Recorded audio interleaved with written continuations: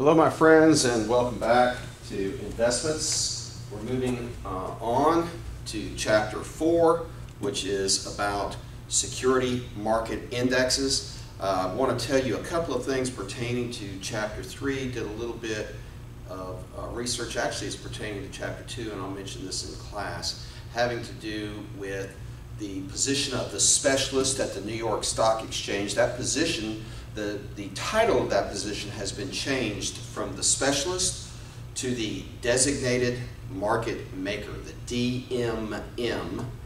The job description has not changed, but the term describing the job has changed from specialist to designated market maker. And I also wanted to say that par value for most municipal bonds has changed from $1,000 to $5,000. So I wanted to make sure that that I was clear on those two items, and as I said, I'll mention that in class. All right, so let's move on to Chapter 4, Security Market Indexes.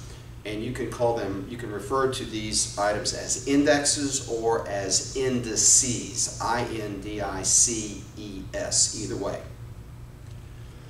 All right, so let's look at 8 uses for a security market indicator series. And the first one is, and this is really a definition of an index, it is a single, easily understood number that reflects the activity of a large universe of securities. So it's convenient. You look at one item, one number, one piece of data, and it tells you generally what's going on with the overall market, with some assumptions and distortions that you have to be mindful of that we'll cover, that we'll talk about. All right. So an index is also a benchmark that is used to judge the performance of individual portfolios. Relative performance, remember we talked about absolute performance and relative performance. So you judge how your portfolio is doing compared with an index. Okay? And again, when you do this, be sure to compare your portfolio to a benchmark or index that shares similar characteristics in terms of market capitalization, in terms of economic sector weights, in terms of the individual stock weights, and in terms of valuation like PE, price to book ratios, and in terms of volatility. So what am I saying? What I'm saying is compare apples to apples. Don't compare your large cap stock portfolio to a small cap index or vice versa. Make sure that you are comparing apples to apples when you do your relative performance exercise. All right, it helps, so indexes help mutual fund managers develop index funds that emulate the market. In other words, every time there's an index, there is an investment management firm that wants to create a product that will emulate that index. Okay? Remember, if you can't beat the market, at least you can try to match the market. Then academics use market returns in studies that focus on the factors that affect stock price movement. People are always trying to figure out the cause and the effect. What causes stocks and stock indexes to move? What are the independent variables and the dependent variables? And what is the correlation? So we're always looking for ways to better understand stock prices and how they move. Okay? And then academics use indexes to analyze relationships among returns in different countries. So we use indexes from different countries to see how they move and compare them to determine what the relationship is, correlations. And then technicians use past stock price movements, and we've got a full chapter on technical analysis, past stock price movements to predict future stock price movements. So technicians, technical analysts that are use price movements as compared with fundamental analysis, which uses earnings and sales and multiples and interest rates. So we look at how stock indexes have moved in the past to try to gain some insight into how we think the prices will move in the future. we use indexes to analyze the relationship between the price moves of an individual stock and the market. Remember, the market is an index. And so this is the capital asset pricing model. We're looking at beta. How does an individual stock move in relation to the overall market? Okay? So an index represents the market, and portfolio theory that we looked at in managerial finance and we'll look at again here in investments in another chapter, postulates that the risk of owning an individual stock can be eliminated by diversifying the non-systematic risk. We'll get back into that again. We talked about it in ManFin.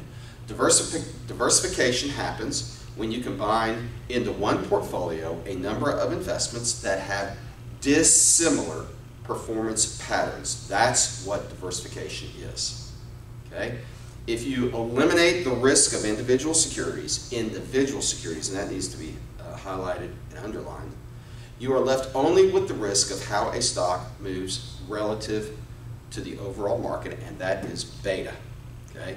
This is called systematic risk. Therefore, the only risk that is relevant in a diversified portfolio is that investors should earn a return, earn a return on. The only relevant risk is systematic risk.